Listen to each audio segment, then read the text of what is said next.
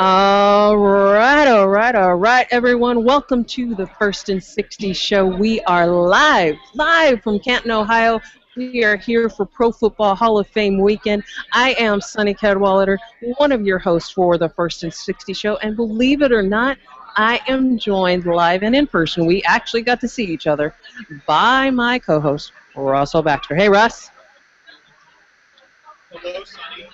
It's so funny. You and I met a couple of days ago at the airport. And I think we just lost Russ. You and I are sitting about 5 feet away from The beauty of technology when nothing has ever been done before is what you are seeing right now. So, hey, Russ, let's see if we can bring you in again. I'm here. Can you hear me? Now we can. Perfect. Hey. There you are. Okay. All right. Let me get back to the point. I picked you up at the airport on Thursday. After 2 days, we can't stand each other, and you're 10 feet away from me. There's the abridged version of what we're doing now. Actually, we've been having a blast. We'll real briefly talk about what we got to do last night. Was civic dinner it's really because 7 inductees. It's really because you didn't take a shower, Russ. That's what it is.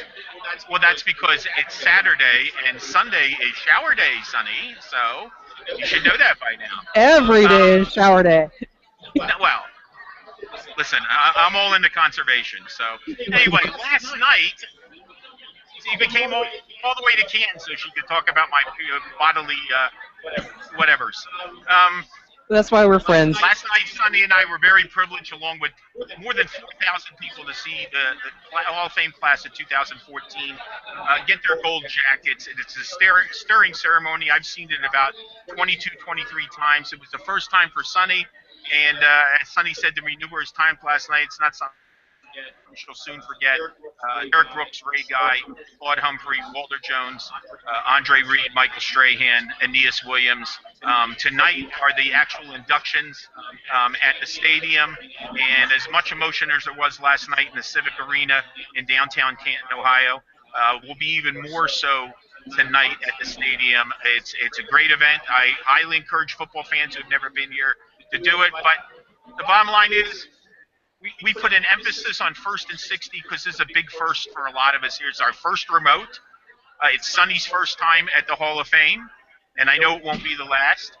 And our first guest today happens to be my draft Nick Polinich, who drove all the way from, Texas, Arizona? Actually, it was Michigan. To join us today. Nick, good to see you, sir. Oh, good to see you too, Russell. And actually, it's via north. I'm from Northeast Ohio, so I'm from these parts. So it's a good chance to come back. So it's nice to actually. Oh, come on. Nick, what were you expecting? We're at a restaurant with alcohol. There's bound to be booze. True. Okay? True. Lots of booze. Okay. Now, Nick, the beauty of working with Nick, and Nick and I used to work together for a number of years at ESPN. Nick's, such a versatile guy in terms of the world of sports. So we're going to talk to him a little about the Hall of Fame, but then we're also going to get to something that he really excels at, and that's college football, and in particular Ohio State. Because listen, we know where we are. We're in Ohio. Okay, we didn't come here to talk about Nebraska football. Okay, so Nick, first things first. With the Hall of Fame, you've been here before, like I have. What's one of your favorite memories from coming to Canton, besides doing the show today, of course? I've always just liked the whole. This is just one of my favorite weekends. This is like to kind of give you a little background. Even as like a child, when my parents used to say, "Where do you want to go in the summer?" They used to always give us a place to pick. I used to always pick the Hall of Fame. So I really can't even tell you a favorite part of this weekend. It's just the whole thing. I can come and spend the whole day, be it actually in the Hall of Fame. My first year here was 1988 when Alan Page, Jack Ham, Mike Ditka, and Fred Littenkoff got inducted, and it was still on the front steps, and it's grown so much. So just to see how it's grown is crazy. So it's a good time. Like you said, seeing the inductions and seeing everything, how it's grown is just amazing. But it's still the kickoff of the football season. This is like, to me, this is our kickoff. This is like our national holiday. Yeah, that's right. I mean, we don't want to ignore the fact on Sunday night, it's the first preseason game between the New York Giants and Buffalo Bills. Very special game this year because Hall of Famers Harry Carson and Jim Kelly are the honorary captains, and Jim Kelly, and everybody knows what's been going on with him personally and so on. It's a big, big weekend for him to see him. We wish him well. Prayers for that Jim is here. We saw Jim at the dinner last night, and again, special moment. The Buffalo Bill fans, and we're we're in TD's tailgate right now in downtown Canton, and there's a party in the restaurant right now currently for Andre Reed and the fans that came to see him.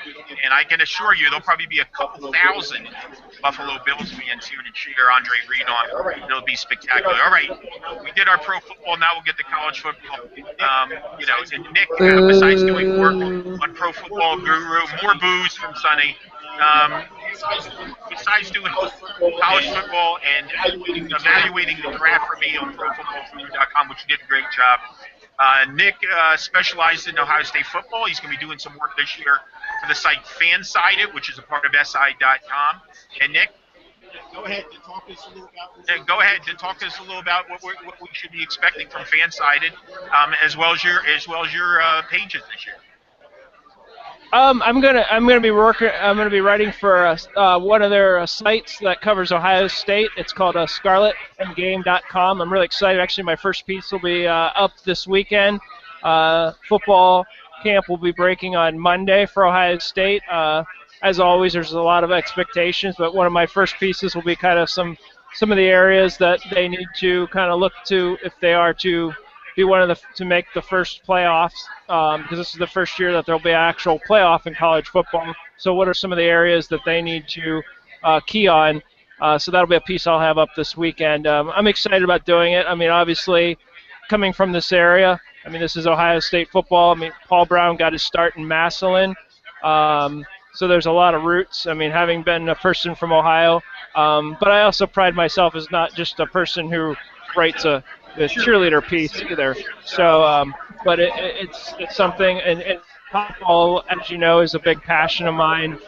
So it's a fun opportunity. I'm really looking forward to it, and should be a lot of fun. I'm really excited about it.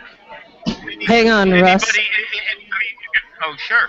I had a quick question for Nick. Last night when we were at the inductees dinner, we were able to talk to several Cantonites. And so I was asking him about Massillon, and I was quickly corrected to say, no. It was Canton McKinley is much better than Massillon. So what's the real thing? What's the real story? That is one of the oldest, longest rivalries in high school football. It's very, very storied. It's very, very intense. The two stadiums, which Fawcett Stadium, which is where the Hall of Fame game, they're both very big stadiums. They play the high school football championships in Ohio. They split them between Massillon and Canton. They're two of the most storied programs in the state of Ohio. Bet on the game in Vegas. It's that big. I'm sure if you go to Massillon, they're going to tell you the exactly opposite what you heard last night in Canton. So there's some very big-time players. You know, Chris Spielman is from Massillon. Yeah. There's just a lot of great. Well, wasn't there? What was that movie? Players. What was that movie that was based? Wasn't there a movie based on Massillon? Yes, it was a documentary. It was Tiger. I can't remember, but it was very well done. It was really good. It's basically how, like, when the children are born, they're born with. They give them a football, and they give them a plastic football. It says Tigers, like the baby boys when they're born, and yeah, it's really cool. I got a lot of cookies when I was born, so I think I probably made out better in that deal. Let's just jump back to Ohio State. I am not a big college football follower. I am a big college football fan, but I do not know the sport like I do the NFL. Is there anybody on the Heisman watch when it comes to Ohio State this year? Well, definitely Braxton Miller will be the guy. He'll be the man that will definitely be everybody. I mean, he'll be the key to the team. I mean, he's a 1,000-yard rushing quarterback. He'll throw, but he can also throw. This will be his 4th year as a starting quarterback. As long as they can, the key will be him not being injured, because last year they had one of the best backups in the country in Kenny Guyton. The key this year will be making sure he doesn't get injured. But he'll have a very good shot at being in the Heisman race this year, especially if they can be in the national championship race. But they'll have a tough go of it in the Big Ten. Michigan State, they reallocated the divisions, and Michigan State's now in their division, and Michigan. So the East in the Big Ten will definitely be the tougher division in the Big Ten this year. Well, it should be fascinating, especially with the new playoff system and everything this year. Nick, I know you're going to be sticking around for a while. You'll be kind of in and out as we bring in different guests. We have a good-sized contingent here from NFL Female. A lot of their writers have made the trip to Canton, Ohio, from all over the country. And, we'll be having them on throughout the show, along with maybe some other surprises. And remember, we're doing a live show here. So, if a wings eating contest should happen to break out, I just want to let you know that I won't be in it. But I will. In fact, we always kid when we're doing the show during the week. You see us drinking water, you see us. Listen, we're in a sports bar.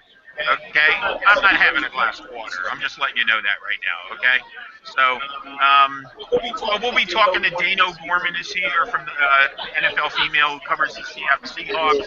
Michelle Jenks is here. Liz Panucci's going to stop by. Like I said, we're really excited that a lot of people made the trip here to come and help us do the show.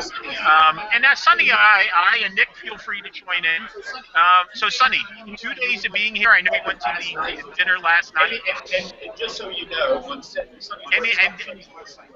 she's doing a dive and I highly recommend it. On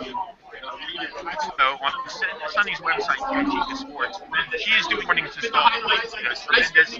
What's been the highlight? So besides spending time with me, what has been the highlight of this trip so far? I thought we were doing highlights, Russ. Yes, it's been fun spending time with you. I said besides the highlight of spending time with me.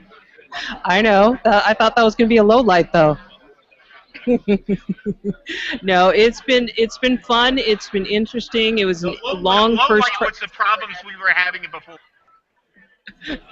And I think we still are at this point.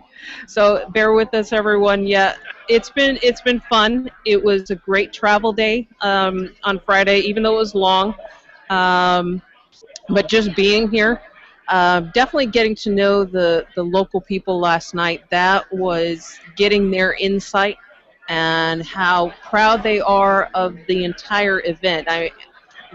Think about, for those of you listening onto the podcast later on, or getting ready to, or who are watching this now, the pride that they have. Think about events that happen in your local community, and the pride, and that is what the people here in Canton have, and they have fully embraced it. The event last night, if it's any indication, this entire weekend is just going to be tremendous attention to detail. They embrace the visitors. When you go to a restaurant, they embrace you there. The people here at TD's Tailgate Grill, they have bent over backwards to help us in something that they've never had done before. They've never had a Google Plus Hangout from their place before. So it's going to be, I wrote today about moments, a single moment, but I think this whole weekend is just going to be one big moment for me.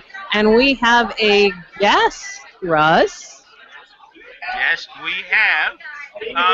Dano Gorman does an outstanding job for NFBmail, and I'll make sure I say it right off the top, covering the defending Super Bowl champion Seattle Seahawks, who also have one of their all-time greats, Walter Jones, who will be inducted in the Hall of Fame tonight.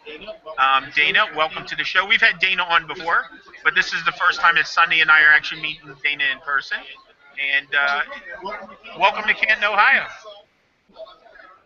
Thank you so much. I'm so excited to be here. It's going to be this weekend has been overwhelming for me too, and it's just started. We're having such a good time. Well, it's funny. You and I always kid. First name Russell, last name Baxter. First trip to Canton, Dana. Yes. What are your impressions so far? You know, it's. And what have you done so far? We have. Let's see. Oh my gosh, so much. We got here early, and we got to the grounds early. We walked around the hall. We went to a great tailgate last night that was put on by NFL on location, which was so fun. And got to go to it was overwhelming. I think that it really, every corner you turn, it's something that almost takes your breath away. I'm so in awe, being a football fan, how amazing every single person who's gotten into the hall has been, and then all the artifacts they have. And I got to take my picture with the Lombardi today. That was amazing. Like, it's just been so fun. I'm in heaven. Well, it's funny. When I first started coming out here in 1989, the hall was a lot smaller. The ceremony was a lot smaller. They continue to expand this building. They just recently, in 2013, celebrated their 50th anniversary, and they just keep on advancing the ball and moving forward. New board members, new leaders, and so on. And it just shows you how proactive guys like Pete Fairley and Joe Horgan and other people on the staff have been, almost elevating the game of the game. And, a lot of people, it's funny, by the way, I always like to point this out to people, and it's not, not to be a nitpick or anything like that, but this is the Pro Football Hall of Fame. Many times you have people say the NFL Hall of Fame, but if you understand what they do, this is not run by the National Football League. This is a separate entity that is supported by the NFL, and they encompass a lot of different things. When they say history, I mean, there are parts of the National Football League or pro football that are not part of the National Football League. Obviously, like the CFL and the USFL, but for instance, the All-American Football Conference, which was the birthplace of the Cleveland Browns in the late 40s, Otto Graham, et cetera, et cetera. So those records are not included in the NFL record book. Those records are included in the Pro Football Hall of Fame. So it sounds like it's a battle of semantics, but really it's a factual part of what the Pro Football Hall of Fame is. And once you get here and you get a chance to see everything that it encompasses, I mean, it's just, it is a history lesson. And I know you're expecting that, but it'll blow you away in some regards. All right, Walter Jones. The floor is yours, Dana. We got to see him last night. Sonny and I got a great view, and Sonny got a great picture in her piece today. When Walter was waiting to get his jacket, they stand up on the podium and then they walk through literally a gauntlet of Hall of Famers. And who is standing at the bottom of the steps for Walter Jones? Anthony Munoz. Wow. Okay? Now, that's not done by accident, I'm sure, but that was certainly a sight to see. It's interesting. I've been a fan of Walter Jones forever, which is odd for me because normally I'm a defense lover. I love the defensive side of the ball. That is my favorite. But the way Walter Jones played on the offensive line was a lot like the way the defense played. He was so physical and so technically perfect. The stats are overwhelming when you talk about Walter Jones. He started 180 games, was active for 180 games, 9 holding calls in his entire career. 9 over 180 games. Well, you're spacing them out. I mean, that's good. Yeah. 9 holding calls. About that. We've seen, I don't know if we've ever seen 1 in 1 game by a team, 9 holding calls. We've seen 5, 6. If I just go show you, I love what you said about you being a defensive person and him playing offense like defense. People don't realize that somebody like Walter Payton was one of the most physical players around. that stiff arm and the way he ran. Okay, well, he's a running back. How can he be a physical player? Right. Oh, no, it doesn't work that way. And I think he did nail. Oh, absolutely. Just strong. First of all, the way he threw at some of those defensive line, he threw them like they were children on the ground. I mean, it was just amazing the way he played. You know, I loved the game and the way that I keep saying technical, but that's just what it was. He was a technically almost perfect player. Of course, no one's exactly perfect, but he was an amazing He player. had a great trunk, though, Dana. He had a great trunk. That's a football term for your backside. Yes, you're absolutely right about that. But, you know, I think the most impressive thing about Walter Jones is he's done amazing things for his community. He has a great family life. He is a perfect role model for other Seahawks if they ever modeled their life after someone. And I think, you know, it was really interesting. People keep bringing up, it's like they have the stats to get into the Hall of Fame, but there's something about the person and who they were and what kind of leader they were. And he is perfect for that. He was great. And if you look at the Seahawks who have gotten into the Hall of Fame so far, Steve Largent, Cortez Kennedy, and now Walter Jones. Great men, strong leaders, very important to their communities, and I think that is just as impressive as only allowing 23 sacks in 180 games. I think that's amazing. It's a mind-boggling stat, but I mean, well-deserved, and 9 Pro Bowls in 12 years. You don't get much more consistent than that. All right, we would be remiss to ask you because we asked you before. What do we think about the Seattle Seahawks, the defending Super Bowl champions, upcoming this season? By the way, since we last talked, have added a couple of very intriguing pieces, at least in my mind. Terrell Thomas, the cornerback for the New York Giants, who finally made a recovery last year after having rough, very rough.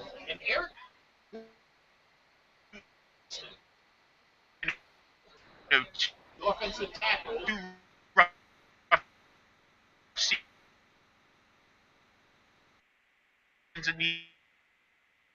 Injury. And Eric,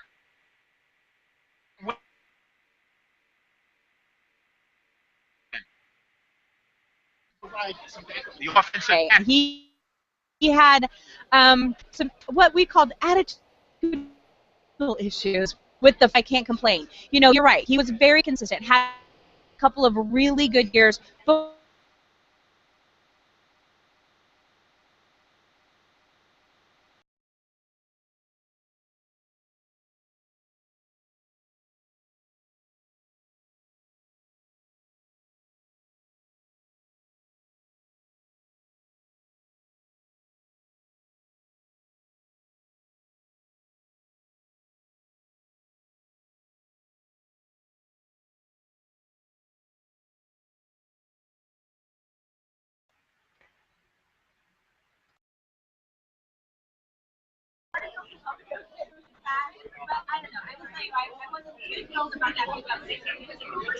I have no complaints.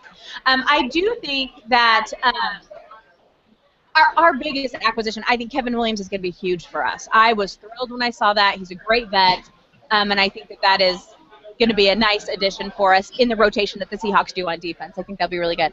For the team overall, for this coming up year, I have very high expectations for this team. We lost a few important players, but the way the Seahawks are built, we have the depth, and we have the talent that goes very deep into our second line, third line players, and so I'm not worried.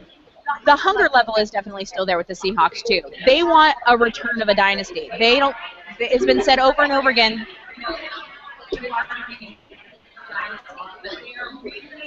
Wait, a return of a dynasty? I'm not quite sure.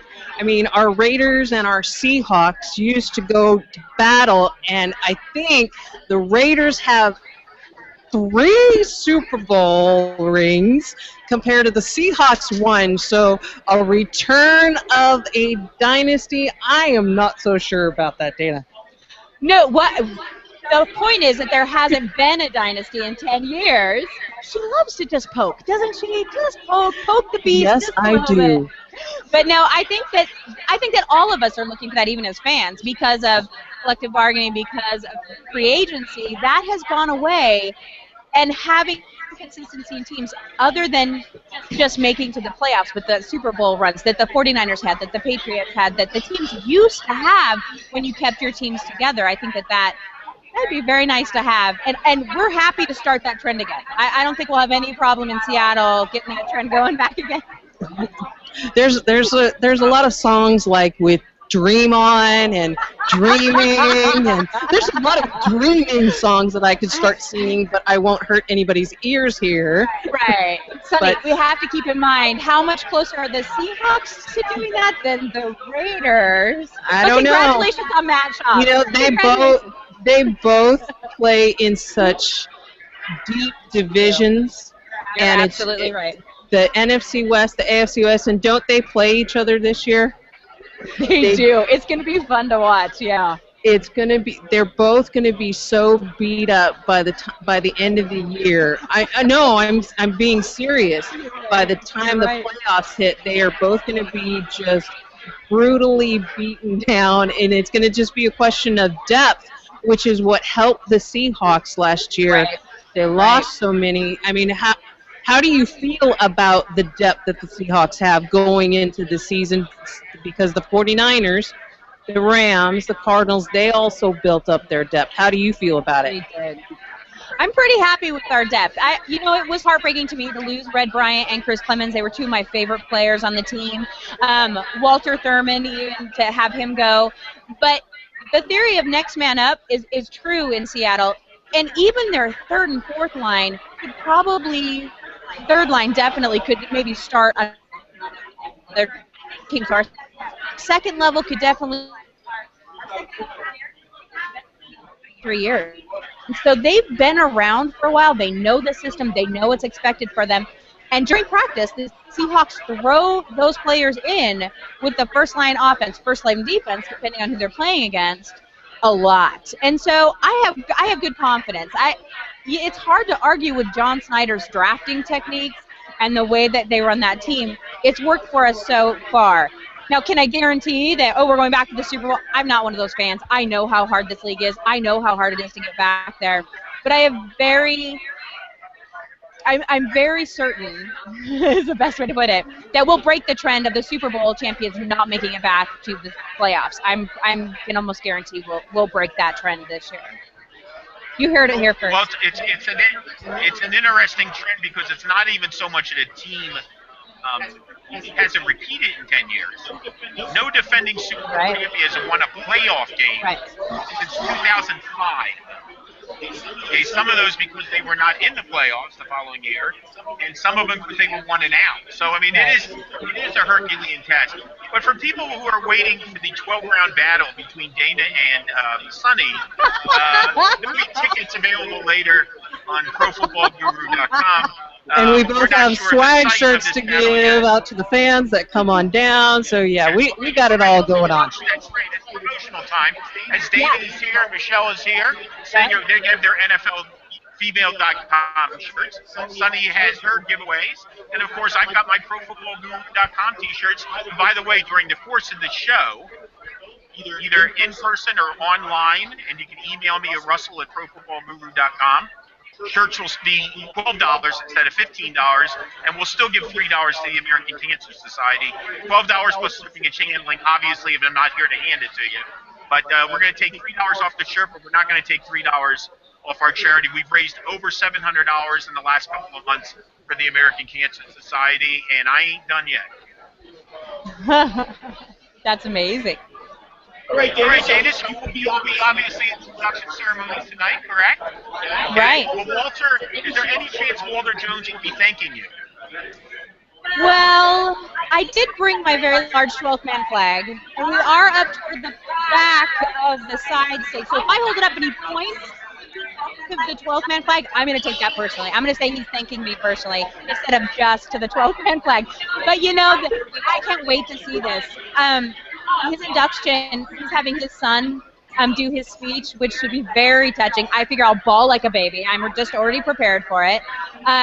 He's not an outspoken guy. He's a really quiet man. I have no doubt that there's going to be a shout out for you.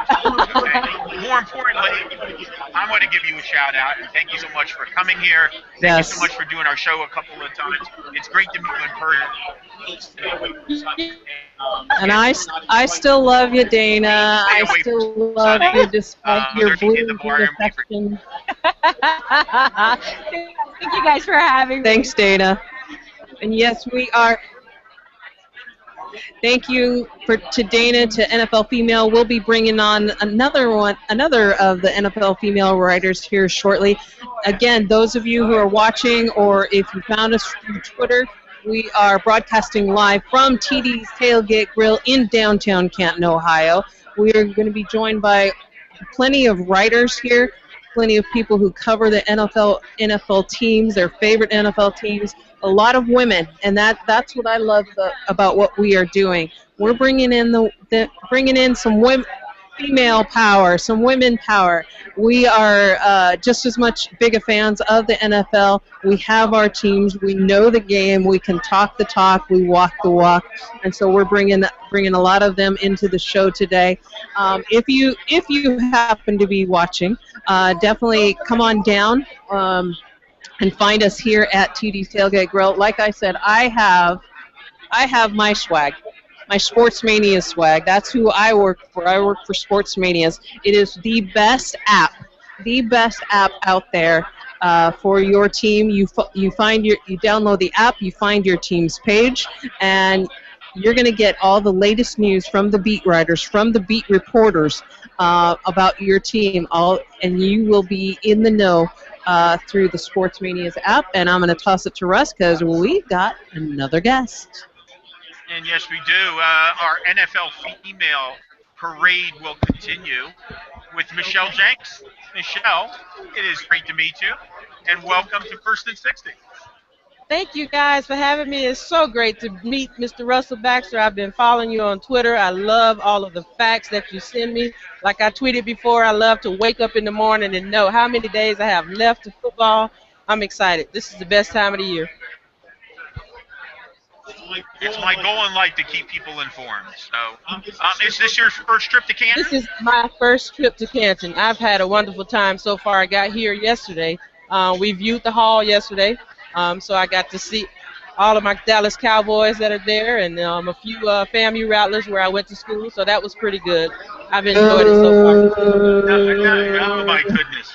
I was just about to ask Sunny how she felt about the Dallas Cowboys, and obviously she feels the same way about the Cowboys and the Seattle Seahawks. And now I'm getting the feeling it's all other teams. Actually, Jerry took a jab at Ohio State as well. So, yeah, Sunny. I'm consistent. Here in our first trip I'm to Ohio. consistent. I'm booing everybody that's a non-Raiders person. You are consistent. They're not fine. So fine. The Dallas Cowboys. Or you booed everybody. Let's go Hall of Fame first. I think that you saw, since you've been here, that impressed you the most.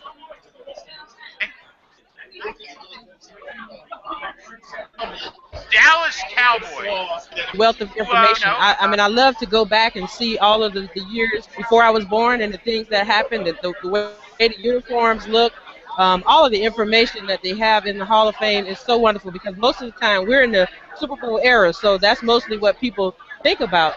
But a lot of times we don't think about the championships that happened before that. But there was one thing in there that was a board, and it had every single record for every team, all the way from the start up until the present. And I thought that was very impressive. I love that. And you get to see like which teams were like the first three teams, or the first two teams in the league, and things like that. I thought that was wonderful. The original franchise, the original franchise, like an Arizona Cardinals, who were the the Chicago Cardinals, or even further back than that. I mean, the Cardinals, we've seen this, the Chicago Cardinals, the St. Louis Cardinals, the Phoenix Cardinals, which are really still the Arizona Cardinals, and they go back again. The franchise originated in 1920. It's not a franchise that had a lot of success. The last title came in 1947. But you brought up a great point, because we did get caught up too much in the Super Bowl era. And there's been 94 seasons played in the NFL. Obviously 48, because we have 48 Super Bowl champions. That means 46 seasons were played before the Super Bowls, and those championships mean just as much. And I hear often people whether there weren't many teams. So what? Okay? I mean, you can pick all you want. Maybe there's too many teams. The game, you expect the game to evolve. To me, a championship is a championship, and where you have your share of Steeler fans. Well, we have the more Super Bowls. Well, the Green Bay Packers have won 13 championships, and that's the team. That's still the standard as far as I'm concerned. That would be like saying, well, I'm not going to count the New York Yankees titles. Well, and that's what I was about to say. And that's what I was about to say. It only matters. The only time it doesn't matter is when you're arguing about who won the most Super Bowls. So. Well, talk to me. Now we'll talk a little Dallas Cowboys here. And listen, we talked about Sonny being consistent. The Cowboys have been consistent. 3 years in a row, 8-8. A chance to win the division, the final game of the season. I've lost 3 years in a row. What are you expecting this year? I know there's been a lot of talk about their defense. No Sean Lee, who's out for the year. What do you think? A new defensive coordinator, a new play caller. What are you anticipating, Michelle? It's always so hard to think about the Cowboys, because I tell people, a lot of people always say, why do Cowboy fans always think you're going to the Super Bowl? And I always say, well, we don't really think we're going, but that's just our expectations. But really, I'm looking at probably the same thing. I think the Cowboys will always be somewhere between 7-9 and 10-6. We haven't gotten to the 10-6 yet. That could possibly happen. That would depend on how much we run the ball and how well. I say that when we had a defense that was last year and probably somewhere 4 years. We have 3 offensive coordinators on the staff. We have 2 defensive coordinators. We're losing players on defense as we go. But I still think when you look at that defense last year, we were able to go 8-8. We make it every year in our division to the last game of the season. One more game and we win the division. I still think they can win the division. I still think they will go to the last game of the season and have a shot to win this division. But that depends on the health of Tony Romo, and it also depends on how much we run the ball. If we can run the ball more, we will be much more successful, because we have to control the clock and keep our defense off the field. And if we can do that, I think we can pull a 9-7 out of the season. And you were standing right there, Michelle, when I was talking to Dana about the whole dreaming songs, Dream On, Dreaming from Vanessa Williams. All of those songs will be the Cowboys as long as Tony Romo is the quarterback. But it's not all Tony Romo. I mean, the offensive line has gotten better. I love the pick that we did to get the offensive lineman. The offensive line is good. If they run the ball, and that's a big if. I think that is the biggest if of the entire conversation. If we run the ball. Now, we brought on another offensive coordinator. We have 3 guys who call plays. Somebody has to call running plays. I watched the first day of training camp. That's all they ran in training camp. So, well, let me correct you for a second. That would be 4 people who call plays if you include Jerry Jones. Okay? Exactly. And Jerry always calls it out there. Jerry calls the plays at the end of the season. That's where we get to the point. Run over there. Yeah, let me ask you, big if. So, let me ask you this, Michelle. Are you tired of Jerry Jones as your owner, or because of he's willing to spend the money? Are you glad he's your owner? I am so over Jerry Jones being the owner. First of all, let me just say this. Jerry Jones, there's nothing Jerry Jones can do to win me, because he lost me when he fired Tom Landry. I have not forgotten over that. And then I'm a big Miami Hurricane fan because I'm from Miami. And so naturally I love Jimmy Johnson. Then he fired Jimmy Johnson. Flash me to you. There's nothing he can do. I mean, that's right. It's all about the youth. So I agree with you about Ohio State if you booed them. See, Nick, she's not an Ohio State fan either, Nick. I didn't know what you were doing there, Sonny. I thought we were going to play paper football. No, Yeah, it's Jerry.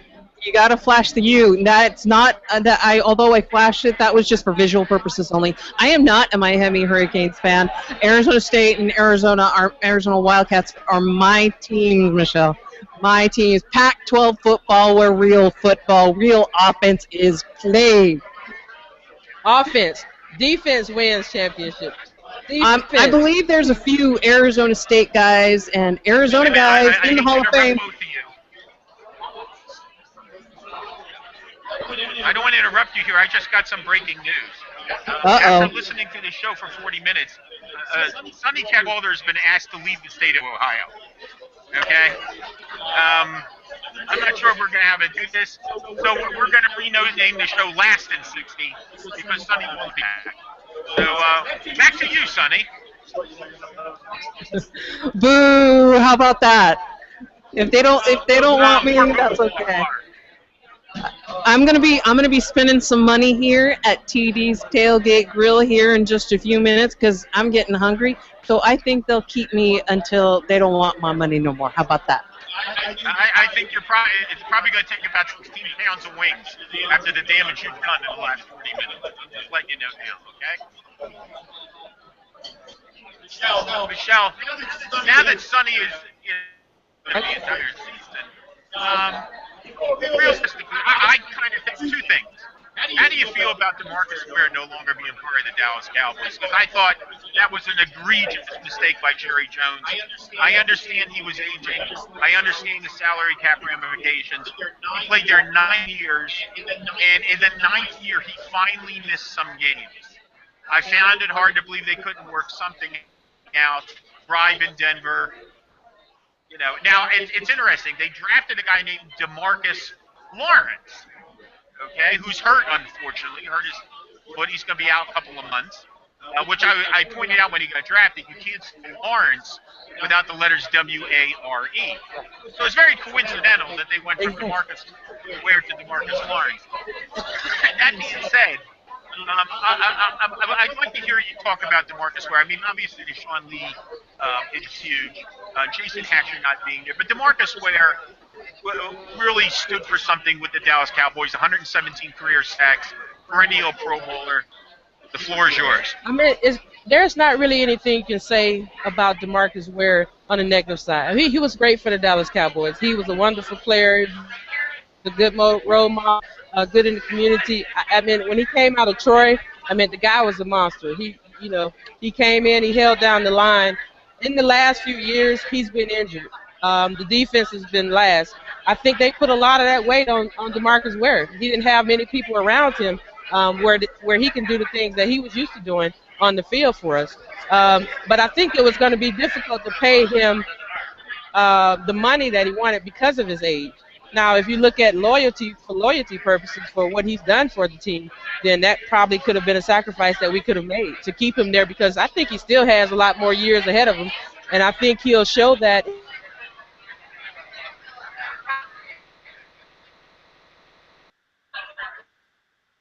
everything doesn't fall on him. I think Hatcher lost. I think overall, Dagger on years we had where Greer was great, but where were we going with him? I mean, the defense was last, and then they've been bad the last year, and I think that's what they just said. Let's just revamp. Let's start over. And then the problem with Sean Lee is it's a big loss, but not as big as it seems because he hasn't. We're used to having a season without him being on the field. The problem is can Justin Durant and those guys and Holloman and all those guys fill his shoes and do the things that he gave us in the 8 games or 10 games that he played in. It's unfortunate that he hasn't been able to play an entire season so we really can see what he's done, what he can do. I don't know. I think it's going to be a lot of pressure on that defensive line and those linebackers because we know that our backfield is our weakest link. But if the defensive line can't put any pressure, which has been the problem in the past, we can't put any pressure on the quarterback. And so that exposes our backfield even more. And so if they can't do that this year, hopefully we can come up with some schemes that can put some pressure and help out our backfield. Bourne is hurt again. He's injured again. We don't know if he's going to be on the field. So it's really a tough situation with the defense, and that's why we have to run the ball, keep the ball on the offensive side, control the clock, and keep them off the field as much as possible. Remind people this is First and 60 live from Canton, Ohio. Me and Sonny Cadwallader brought our show here for Hall of Fame weekend. We're speaking to Michelle Jenks, who's the Dallas Cowboys writer email. You're speaking to my heart here when you're talking about the running game. Tomorrow, Murray might have had the quietest 1,100 total. And I know that encompasses a lot of years, but the Cowboys as a team were 24th in rushing last year. The year before, they were 31st. They seemed determined to want to carry the football team. To Tony Romo, to carry the football team. I'm probably preaching to the choir. How do they solve that? I mean, again, if you go back to the years when the Cowboys were successful, we've never been a passing team. We have a balanced attack. When we won those 3 championships, Emmitt Smith carried the ball about 30 times a game. That's what we did. We ran the ball for first downs. We ran on third down a lot of times in the years. Troy Aikman never had to carry this team. He always had Emmitt. Offensive line was inspired by the story that they did on the Cowboys offensive line of old. And if they can take that pride and we can run the ball, not with just DeMarcus Murray, but with Lance Dunbar as well. I think the combination of the two, I think you know the stat. I'm not sure of the exact stat, but what the Cowboys are when DeMarco Murray carries the ball 20 times or more. Well, we can't even get that done. If you notice a couple of games last year. It's funny because it's a stat that you almost can't even use. They never carried the ball 20 times, unfortunately. But it's problematic. Let's see if Scott Linehan changes that this year. We shall see. I am not going to pin you down for the prediction in August. Let's see some preseason games. Michelle, it is great to meet you. And thanks so much. Thank you for having me. And I hope you enjoy the rest of the Hall of Fame weekend. And if you want to buy me lunch, feel free. I can certainly. No, she needs to buy me lunch first. I can have it. Even How's Sonny, that for too. Hey, well, I'm just a lovable kind of a gal. Yes, and if you just know. Sonny, you have no shot at getting anybody by you. Nick might. He's not an Ohio State fan. He was just talking about him. It is storming here in Canton, Ohio. I think, at least it looks like it. Yeah. Hang on. You can't even see my video here, but yeah, you can't see me at the moment, unfortunately, but it is storming. My video feed is lost, so we are having some major tech issues right now, unfortunately, but we're going to bring in the rest of NFL Female. And if my video feed was working, I would show you the big party that is going on here with all of the Buffalo Bills fans. Andre Reed's family, I believe, is here. Hey, there we go. Let me show you. I'm a weather girl at the moment. So, see this? That's what's here right now. So, we are having some major tech issues. If you're listening to this on a podcast later, well, hey, the storm has passed. But I'm going to now I can show you, through the miracle of technology, I'm going to keep talking. And you will be able to see, hey, there's Nick, TD's Tailgate Grill. They've got a spread going for Buffalo Bills fans over here, downtown Canton. If you are here, then, and even if you're listening on the podcast later and you find yourself in Canton, Ohio, coming to the Pro Football Hall of Fame, then definitely come to TD's Tailgate Grill. Like I said a little bit ago, I am going to be spending my money in Ohio, so they will still love me, Russ. But I'm going to be showing you guys some food. I'm not going to drink. Sorry, everybody. I'll just drink water. Yeah. Oh, right. That's right. Straight cash, homie. Straight cash. Are Are you familiar with Fort Knox? That's all right. When a Pac-12 team plays Ohio State, and then it'll all be good. But oh, I thought we were going to have another. Thought we were going to have another guest, but looks like no. See, it's storming. Did I show you? Did I show you the bad storm right now? All right, let me bring Russ back in. We're getting our next guest set up. We're getting our next guest set up. Welcome to a live broadcast, so on. And the parade from NFL Female will continue here. And if we're going to have NFL Female, all the way from British Columbia to come join us. And once again, another person who's coming to Canton, Ohio for the first time. Okay, you cut out just a little bit, Russ. Like I said, it's stormy. See, hey, there's a lot of storm songs out there, too. And those of you who do not know me, I can talk in songs. And we're trying to get the head of NFL Female on the headset. Hey, there's Nick. We're trying to get her on. We had her on our show last time talking about how it all got started. And she was just a football fan. She was a football fan in Canada, and believe it or not, I believe she's on the western part of Canada, and believe it or not, she was a fan of the Miami Dolphins. I mean, think about that. Western part of Canada, fan of the Miami Dolphins, but she had a passion for it. She liked the CFL, but there was something about the NFL that drew her, and she wanted to have a voice. And so she started NFL Female, and hopefully we will be able to get her on here. Russ, but until then, Russ, what are you going to order, or are you going to order anything today?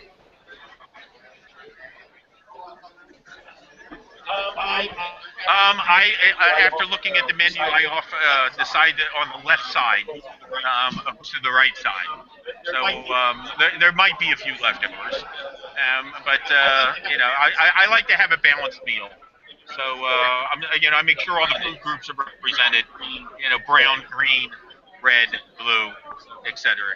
So listen, we had a chance to have the wings yesterday. They were pretty damn good. Okay, there's nothing wrong with recycling those kind of thoughts. I missed out on the wings. What are you going to have, by the way? The beauty of, I'll get to that in a minute. The beauty of social media, particularly with Twitter, is you can connect with sports fans, sports media, athletes, whatever you want to.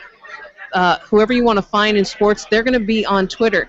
And I connected probably about almost 2 years ago, maybe even more, with my Twitter friend. I call them Twitter friends because it seems like I never meet them in real life. His name is Mark Ryan. At Mark Ryan on Air is his Twitter handle. He is with 98.7 The Fan. And lo and behold, he was here yesterday broadcasting live from TD's Tailgate Grill, and he is based in Tampa. I'm based in Spokane, Washington, and what do you know? The two of us met in Canton, Ohio. We actually had an IRL, an in real life, here in Canton at TD's Tailgate. And what are the chances of that happening? That was pretty phenomenal to finally meet him in person. And so I was busy chatting with him the whole time and just getting to catch up with him, hearing him a little bit on his show. He and Booger McFarland, who was a great Tampa Bay Buccaneers player as well. They are here in town for Derek Brooks' induction, and it looks like we are losing everybody here. So my apologies to everyone in here. I am going to bring in a couple of friends until we can get everything squared away for Liz Benucci. I'm going to bring in two ladies who have been helping me get this thing going, helping me and Russ get this whole thing going. Heather Crafter, you need to unmute yourself because you are Miss Packers fan extraordinaire, and it's another thing that you and I bonded about. So tell me about your Packers fandom. Oh, you know, it's funny. I'm listening to Russ talking about history and talking about championships, and you know, I'm over here. I don't know if you could see it down in the little film strip, but I was just rooting away and all kinds of things going on. I wasn't about to boo because I don't want to get kicked out of counting any more than you guys do. But I'm doing enough kicking out for everybody around here, apparently. At least according to Russ, I am. But hey, that's okay. I should have wore a Packers shirt for this thing. I didn't even think about it. Well, I wasn't going to bring you in, but our tech issues are such Heather, that. look at it this way. Heather, you're Heather, so far, by the way, you're the first guest that's come on that hasn't been booed. Yes, of course. Ain't no booing when Heather's on.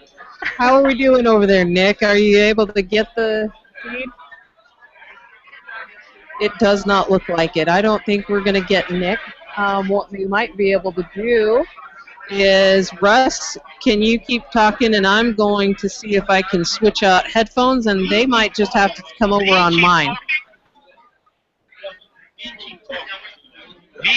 Keep talking. Gee, what a novel concept that would be. You know, as I alluded to, we have Dana and Sonny who are making this trip for the first time. For me, I've been coming here pretty regularly since 1989. The first year I came, attended the Hall of Fame ceremonies, like Nick alluded to earlier, they were still being held on the steps of the hall. They were held on Saturday morning, roughly about 11 a.m., 11:30 a.m. After the ceremonies were over and the speeches were over, you went over to the stadium, and the Hall of Fame game aired on ABC. Started about 2:30 in the afternoon. The first year I came, it was the Washington Redskins and the Buffalo Bills. The Bills were coming off a season in which they had lost the AFC title game to the Cincinnati Bengals. The Redskins were a couple years removed from their second Super Bowl title, Super Bowl 22. But a team with changes, they would not make the playoffs in '89. Fell a little short. The Bills would return to the playoffs, and then shortly after that, make that run of the 4 straight Super Bowls. But back to the class of which I saw, which was Art Shell, the great Raiders tackle, Willie Wood, the phenomenal safety for the Green Bay Packers, and 2 members of the Pittsburgh Steelers, Mel Blount, cornerback, who, when you see him to this day, looks like he could still play football. Okay, he went into the Hall in 1989. He last played 31 years ago, but a physical specimen, none.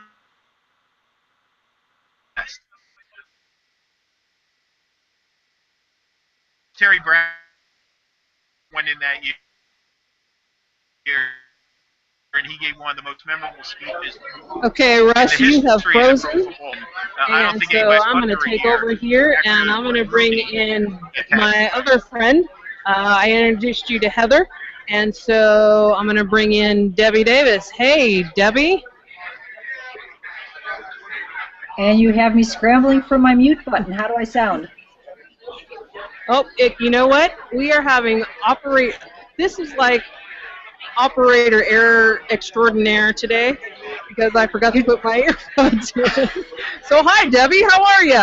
Hi, Sonny. I'm fine. You're doing a great job over there. Oh yeah, we are having a rip-roaring good time as we wait the storm out.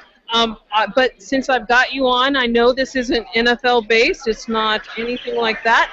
I want you to tell me the cheerleader story. Oh my gosh, the cheerleader story. Yeah, that is my only connection to sports, really. I was a cheerleader. I was a professional cheerleader for the Chicago Bulls. And the sad part of that story is that I was on the squad the year before Michael Jordan got there. So I got really used to cheering to empty stands. Oh, and Debbie. Yeah, our stands had about 5,000 people in it usually, which is nothing compared to what they got once Jordan got on the team. Yes. So NFL cheerleader. I was also on the last squad that wore a cheerleading outfit that was actually the traditional sweater and skirt and boots. Now they wear midriff stuff. I'm so glad I'm not doing that. They don't dress the way we used to dress as cheerleaders. No, they don't. Okay, Russ, it looks like you are back, so I'm going to let you take over while I continue to work on these tech issues. I am here.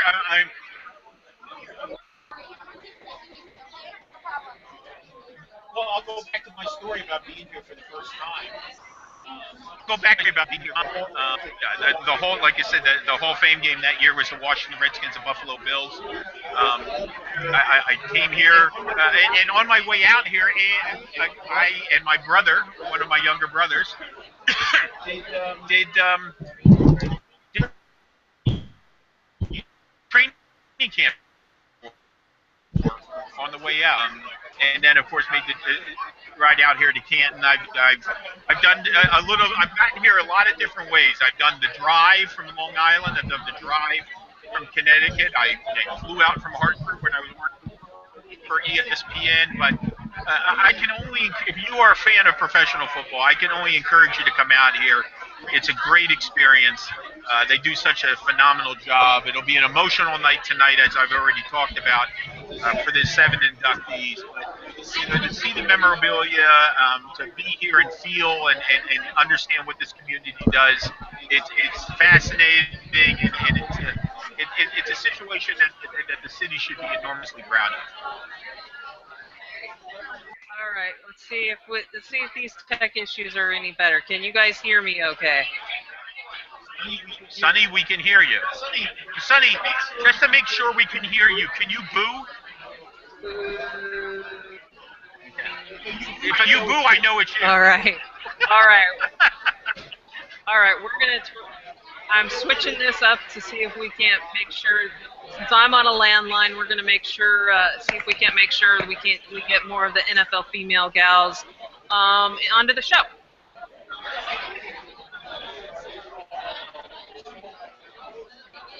Well, since Russ and them, they're messing around with all that over there and trying really hard to bring you the very best of what is going on with pro football and the Hall of Fame and everything that's going on over there in Canton, Ohio, I wanted to make sure that we were able to still chat and keep things going. And one of the things I was really interested in when I'll have her come on.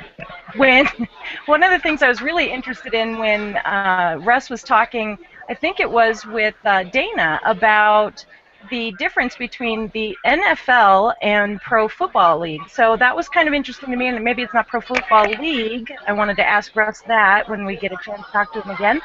But I wanted to know more about those differences. Hopefully we'll be able to hear that, because that was quite interesting to me. I've made the mistake of calling it the National Football League Hall of Fame, and I wanted that clarification. So, Russ, are you back, and can you help me with that? Yes, I am back, and it's very easy to explain. The first year the Pro Football Hall of Fame opened was 1963. There have now been 52 classes. But and the NFL was not first called the NFL when it opened in 1920, but of course it has now been grandfathered in as the NFL, and the NFL has had 94 seasons going on its 95th season. But there were leagues along the way that were formed as professional football teams just to make it successfully and eventually folded. And the Pro Football Hall of Fame recognizes all of those leagues. Now, the one thing that they do, which is a little different, because the NFL does recognize it. 1950 plus 3 teams that are in the league now: the Cleveland Browns, the San Francisco 49ers, and the Indianapolis Colts, at the time the Baltimore Colts, all came from that league. Now, in the course of NFL records, the NFL does not recognize the 4 years from 1946 to 49. So the Cleveland Browns, who, by the way, won the championship all 4 years in the AAFC, have 4 NFL titles. They have 8 professional NFL titles, but the league had its own champions from 46 to 49. Now, I know the first thing people are going to ask is, what about the American Football League? Well, that was a different situation. That was a merger. Okay, and part of the merger agreement was that all records from the AFL from 1960 to 69, which is 10 years the league was around, would be recognized by the NFL. So and there are some records that were established in the AFL from 60 to 69 and are considered NFL records and have yet to be broken. So that's really the big difference. So again, you remember this is the Pro Football Hall of Fame, and it's not run by the NFL. It is supported by the NFL. But we're all winners here because it's all professional football. I love the clarification, and I'm so grateful that you brought all that history and all that information to us. And I totally agree with whatever they're screaming about. It's wonderful. I'm just grateful that you guys are bringing. Thank you. I mean, it's just fun. I mean, and listen, Cleveland Browns fans are very, very passionate about recognizing the fact that they have won 8 professional titles. Okay, and that's what they have won. They just haven't won 8 NFL titles, and unfortunately for them, they're kind of celebrating a little bit of an anniversary this year because it will be 50 years since the Browns won an NFL title. 1964 was their last title team. Now, there is no NFL female without the NFL female, and that's the founder of NFL Female, Liz Canucci. Liz, welcome back, and welcome to Canton, Ohio. How are you? I'm wonderful, and it's great to be here. Thank you to Russell and Sunny for hosting the show today, and it's just been a wild weekend, and loving every minute of it. What are your early impressions of the hall? You have and toured the hall so far? I've been to the hall, yes, and I haven't only made it as far as the store last night, so did some shopping, and we're going to be doing that later this afternoon and then again tomorrow, and that'll be great. And the event last night, the Enshrinees Dinner Gold Jacket, was phenomenal, and what a place to be with so many great NFL players.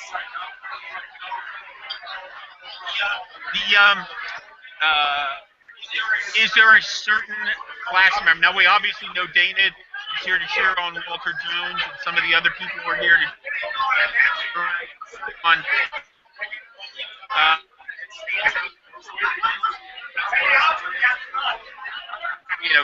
Certain inductees. Is there any one inductee that? Is there any certain inductee that? I'm not sure about that. Claude Humphrey was really passionate about being up on the stage and really enjoying the moment, and that was so great to see. Ray Guy, phenomenal, and he just made it so great for any punters out there in the world to have goals and dreams and accomplish those. So the whole night, everything was just so amazing, and to just see those gold jackets slide on in person, that was a big moment, really big moment for me.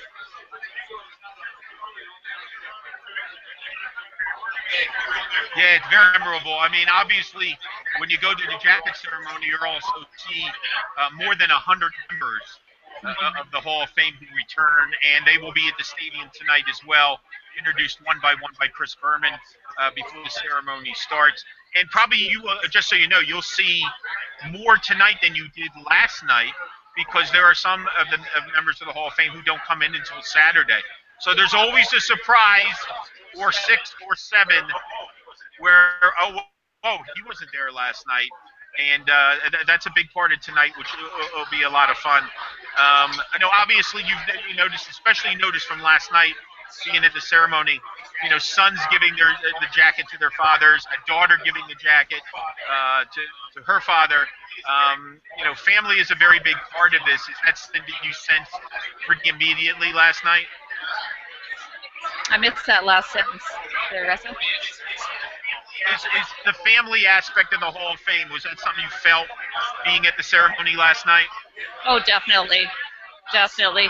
The families of these players in any NFL team, or pretty much any sport, they have to have a really good support system for the player to be able to focus and concentrate on what he's doing. And so for them to be able to share this with them at such a great Hall of Fame event, that's crucial for the family to be recognized, and so it's good to see that for sure. Family is important, and that's why we have the sisterhood at NFL Female. There's no doubt about it. I mean, I love the fact that you're not only here, but so many of your members have made the trip as well. Obviously, for a first time. And for people who are not familiar with NFL Female, I highly recommend that you check out Liz's site. I've been fortunate enough to do some pieces with them in the last 3 or 4 months, almost combination pieces. And we basically ask the women a question. It's we have some fun with it. What's your favorite food to eat at a football game? Or a question like we asked Gascon, which was of any member, any man who is eligible to be in the Pro Football Fame from your team and hasn't gotten, who would you like to see go in? And obviously the answers were smart, passionate, and it made for a really fun piece. And you get so many different perspectives because you're getting it from all 32 teams for the most part.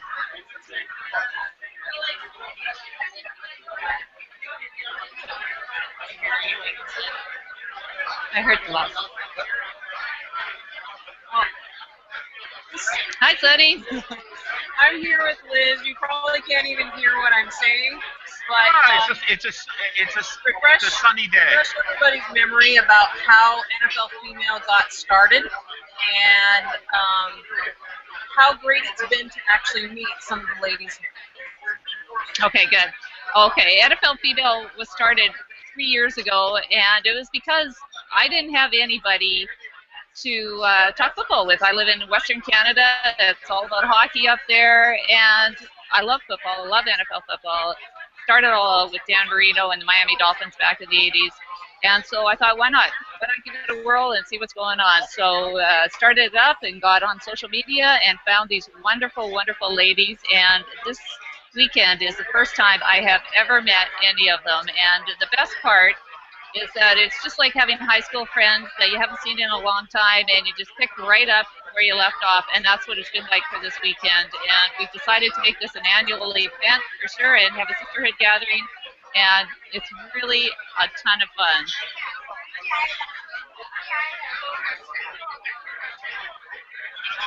The thing that attracted me to NFL Female when I first became aware of your site was the fact that you had so many members for basically just getting started. And I like the aspect having at least one person cover every team.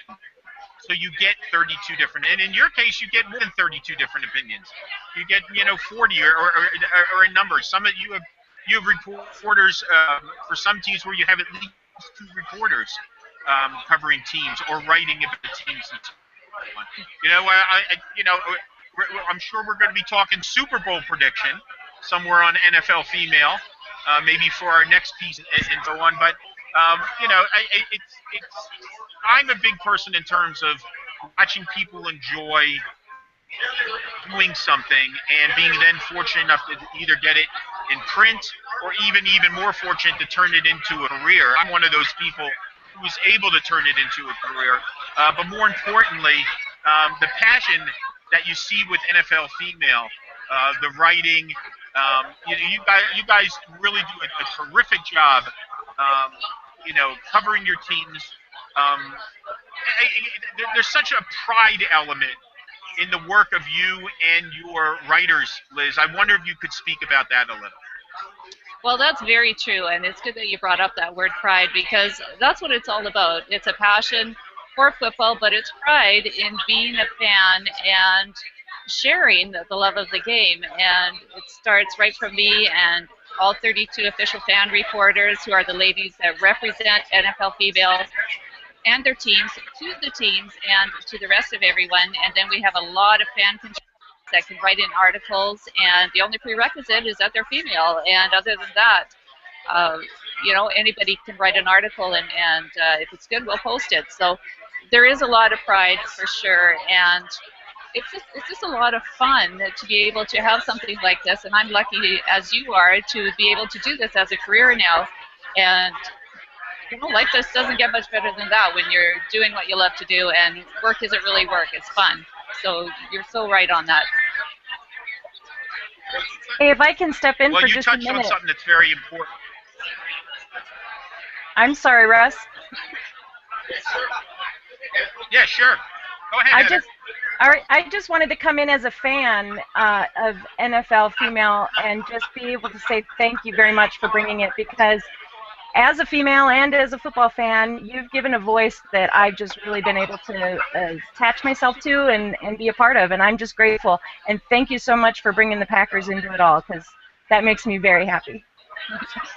That's so wonderful to hear. That's what makes it all so good. Thank you so much. Well, you also touched on something else, Liz, that's very important to me, and again, it probably has to do with the fact that how I got started. And in this day and age of social media and immediacy and so on, the opportunity to give somebody a chance to write, and not only that, give them a byline is very, very important. There's obviously, in some ways, it can be more valuable than just a paycheck, is having that byline, because this is an age now where you can promote yourself through Twitter and Facebook and LinkedIn and also social media markets. And the fact that you give so many young ladies the opportunity to express themselves, and I love what you just said there. The only prerequisite is that you're female. You're a football fan and you're female. And I think that speaks volumes about what you've done with your product and what you continue to do. I mean, a week or two doesn't go by that I don't get an email from you saying, welcome our newest writer. And there's you keep on adding and adding and adding. And to me, that's, again, speaks volumes about what you've been able to accomplish.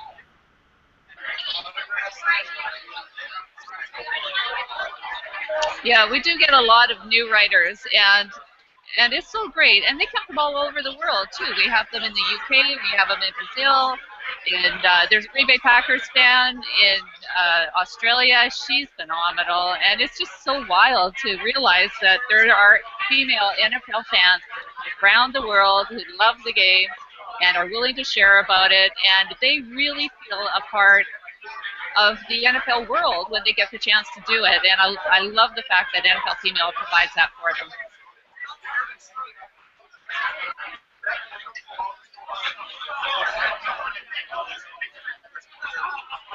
Well, thank you guys very much for bringing us NFL Female and for bringing us Canton, Ohio, and the Pro Football Hall of Fame.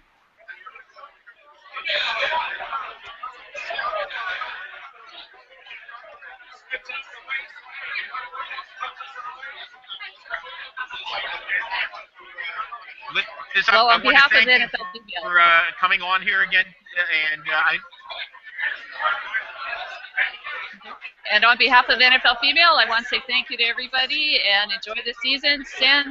Get a hold of us, have fun with us online, and send us your articles. Just send me a quick DM, and we'll get you writing. All right. Thank you, everyone. Enjoy the Hall of Fame weekend. Got it. Thanks, Liz. It's great to have you and your staff on. Listen, we had a lot of fun here so far today. We'll be wrapping up shortly. A little stormy outside, and hopefully that doesn't put a damper on tonight's ceremonies. Again, we're here for the Pro Football Hall of Fame class of 2014. Aeneas Williams, Dick Brooks, Michael Strahan, Ray Guy, Humphrey. Just tonight, a class of seven very deserved members, and it'll be exciting time tonight, no matter where it's going to be. Sometimes they have to make contingency plans to move something if the weather is very, very intense. But there'll be a huge crowd at Fawcett Stadium tonight. Sunday and I will be attending the event, and we're both looking forward to it. For her, it'll be the first time attending, jacket ceremony last night. It'll be the first time she'll be attending the event tonight. Sunny, as we start to put a wrap on our show today, any thoughts about what Dean and her? All right. I don't know. Does this look good with the shades and the headphones and stuff like that? I don't think so. But I can't put my shades on. because it's doing nothing but storming outside. We're going to try and bring on 2 more of the NFL female writers. We're going to have to keep it short and sweet, but we want to get all of the ladies that showed up here at TD's Tailgate Grill here in downtown Canton. We are going to try and get them on as quickly as possible, but we want to give them time. I think it's a gal from Cleveland who covers Cleveland, and there's a gal from who covers the Tennessee Titans. You know what? We might just have to end this, I think. Or we'll just keep on bringing Heather in. So Heather, start thinking of your questions now, and let's see what happens with that. And Russ, why don't you try changing to your other headset, see if that works. Well, Heather? you know, I'm loving and enjoying the fact that First and 60 has these shows.